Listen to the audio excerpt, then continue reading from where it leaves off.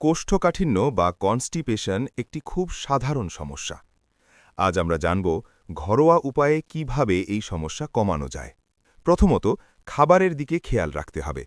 প্রতিদিন আঁশযুক্ত খাবার খাওয়া খুব জরুরি, যেমন পেঁপে, আপেল, নাশপাতি, কমলা, শাকসবজি, লাল চাল বা আটা এবং ওটস। রাতে 1 চা চামচ ইসবগুলের ভুসি কুসুম গরম পানি বা দুধের সঙ্গে খেলে অনেক উপকার পাওয়া যায়। এছাড়া রাতে ভিজিয়ে রাখা কিশমিশ বা খেজুর সকালে খালি পেটে খেতে পারেন। দ্বিতীয়ত, পর্যাপ্ত পানি পান করতে হবে। দিনে অন্তত 8 থেকে 10 গ্লাস পানি পান করুন। সকালে খালি পেটে 1 গ্লাস কুসুম গরম পানি বা হালকা লেবু পানি খুব উপকারী। তৃতীয়ত, জীবনযাপনে পরিবর্তন আনতে হবে।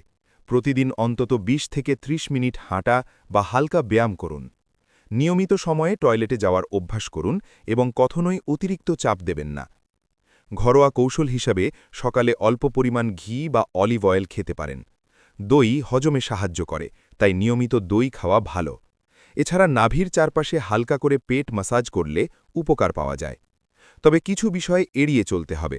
অতিরিক্ত চা, কফি, ফাস্ট ফুড এবং খুব মশলাদার খাবার কম খাবেন। নিজের ইচ্ছেমতো দীর্ঘদিন জোলাপ ঔষধ খাবেন না। যদি 1 থেকে 2 সপ্তাহেও সমস্যা না কমে অথবা রক্তপাত, তীব্র পেট ব্যথা, হঠাৎ ওজন কমে যাওয়ার মতো লক্ষণ দেখা দেয়, তাহলে অবশ্যই ডাক্তারের পরামর্শ নিন।